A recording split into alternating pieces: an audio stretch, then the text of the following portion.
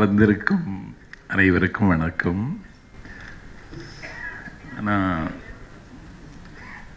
ரொம்ப ஒரு பெருமிதமான மனநிலையில் நான் உங்கள் முன்னால் நின்று கொண்டிருக்கிறேன். இப்படி ஒரு இடத்துக்கு நான் வருவேன்னு கனவுல கூட கருதியதும் இல்லை, ஆசைப்பட்டதும் இல்லை. ஆரியூர் தம்பி அவர் என்னை அப்பான்னு கூப்பிட்றது கொஞ்சம் கூச்சமாக தான் இருக்குது. ஏன்னா நான் என்னுடைய வயசை யார்ட்டையும் இது வரைக்கும் சொன்னதில்லை.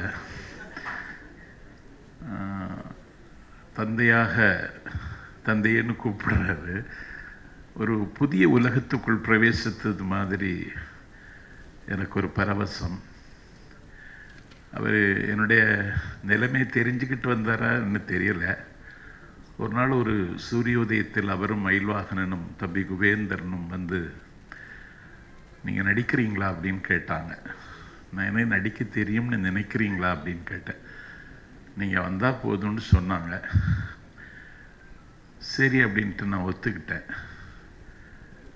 ஒரு 9 நாள் படப்பிடிப்பு. நான் கொஞ்சம் எனக்கு நண்பர்கள் கிடையாது. என் ஃபோனை நீங்கள் தட்டினா அதில் எந்த நம்பரும் ரெஜிஸ்டர் பண்ணியிருக்க மாட்டேன். நான் யார்கிட்டையும் நெருங்கி பழகிறதில்ல. எப்போதும் படிச்சுட்டும் வாசிச்சுட்டும் எழுதிட்டும் இருக்கிற ஒரு கேரக்டர். சரி, இப்படியும் ஒரு உலகம் பிரவேசிக்கிற வாய்ப்பு கிடைச்சிருக்குன்னு நினச்சி ரொம்ப சந்தோஷப்பட்டேன். அதிகாலை 5 மணிக்கு ரோஹிணி தேட்டரில் போய் படம் பார்த்துட்டு வெளியே வரும் பொழுது அங்கே முற்றுகையிட்டு இருந்த வாலிபர்களுக்கு மத்தியில் நின்ற பொழுது இன்று புதிதாய் பிறந்ததைப் போல நான் உணர்ந்தேன்.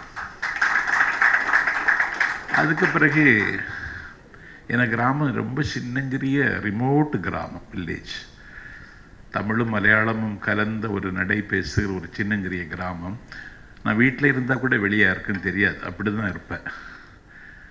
நான் ஊருக்கு போனதுக்கு பிறகு என்னுடைய 32 ஆண்டு கால பொது வாழ்வில் எனக்கு ஒரு வரவேற்பு கொடுத்தது இப்போ தான். நான் அழுதுட்டேன். டேய், மணக்காவளையில் பிறந்து சினிமாவில் நடித்தாச்சு, இன்னும் வாழ்ந்தா அவ்வளவுதான்ல அப்படின்னு எங்கள் ஊர் பாஷையில் சொன்னாங்க. இந்த மணக்காவளைங்கிற கிராமத்தில் பிறந்து நான் சினிமாவில் நடிச்சிட்டேன். எனக்கு ரொம்ப பெருமிதமாக இருக்கிற இந்த வாய்ப்பை தந்த அண்ணா ஐஸ்ரீ கணேஷுக்கு, ஆரியூர் தம்பி ஆர்ஜே பாலாஜிக்கு, அது மட்டும் இல்லை நல்லா பழகினாங்க. நான் இந்த சினிமா உலகத்தில் இருக்கவங்கள ரொம்ப தலக்கணம், நான் ஏற்கனவே தலக்கணம், இவங்களும் தலக்கணமாக இருப்பாங்களோ, இது ரொம்ப முட்டிக்கிடுமோ அப்படின்னு நினச்சேன். ஆனால் ரொம்ப இயல்பாக இருந்தாங்க. ஷூட்டிங்கில் நான் சாப்பிட்டதெல்லாம், நான் இது வரைக்கும் சாப்பிடாததெல்லாம் சாப்பிட்டுட்டேன். ரொம்ப நல்லா இருந்துச்சு. என்றைக்கும் ஷூட்டிங் இருந்தால் நல்லா இருக்கும்னு நினைக்கிறது மாதிரி ஒரு இது அப்படி வந்துச்சு. ஏன்னா ஒவ்வொரு கட்டமாக தாண்டி வந்திருக்கேன் லைஃப்பில். நான் கல்லூரியில் படிக்கிற பொழுது வாரியார் சுவாமிகளிடமிருந்து ஞானச்சிறுவன் ஒரு விருது வாங்கினேன். நான் அன்னைக்கு அவருக்கு கூட போய் இரவு சாப்பிட்டேன். அந்த மாதிரி ஒரு டின்னர் என் லைஃப்பில் நான் சாப்பிட்டதில்லை. அப்போ அவர், நீ என் கூட வர்றியா, உன் நாக்கில் சரஸ்வதி இருக்கா, நீ என் கூட வர்றியா, 6 மாதத்தில் நீ என்ன மாதிரி வந்துட முடியும்னு சொன்னார். நான் போகணுன்னு முடிவெடுத்துட்டேன். ஏன்னா அந்த சாப்பாடு அவ்வளோ ருசியாக இருந்து.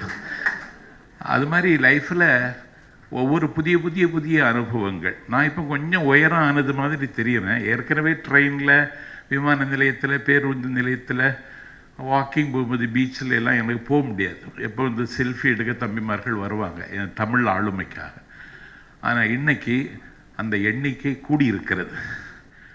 அந்த எல்கேஜி என்னுடைய உயரத்தை அதிகமாக்கி தந்திருக்கிறது. ஆர்ஜே பாலாஜி, எனக்கு ஏற்கனவே 10 பிள்ளைகள், இப்பொழுது ஆர்ஜே பாலாஜி ஒரு 11வது பிள்ளையாக கிடைத்திருக்கிறார். இந்த பிள்ளையினுடைய ஒவ்வொரு அங்குல வளர்ச்சிக்கும் என்னால் உதவ முடியாது. ஆனால் அதை பார்த்து நான் பெருமைப்படுவது போல இன்னொருவர் பெருமைப்பட முடியாத அளவுக்கு நான் உள்ளத்தால் பொய்யாத ஒளிக்கு வாழ்வேன் என்பதை சொல்லி விடைபெறுகிறேன். நன்றி, வணக்கம். சார், ஒரு சின்ன request sir. Politics is not a game அப்படின்னு நீங்கள் சொன்ன அந்த வீடியோ வரையிலாச்சு. எங்களுக்காக ஒரே இடத்துல அந்த டைலாக் சொல்ல முடியுமா சார்? ஞாபகம் இருக்கா உங்களுக்கு?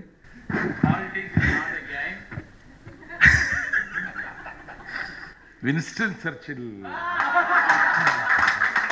Winston Churchill told, politics is not a game. It is a serious business. ஒரு சாங் சீக்வன்ஸை சிங்கிள் டேக்ல ஆடி முடிச்சாரு. அதுதான் இப்போ தல 59ல ஏதாவது ஒரு ஸ்பெஷல் இருக்குமா அப்படின்னு எதிர்பார்த்தவங்களுக்கு அதை விட சூப்பரான ஒரு ஸ்பெஷலை அஜித் கொடுத்திருக்காரு. 10 நிமிஷம் டைலாக்க சிங்கிள் டேக்ல பேசி அசத்தி இருக்கிறாராம் அந்த மனுஷன். அது என்னவா இருக்கும், எப்படிப்பட்ட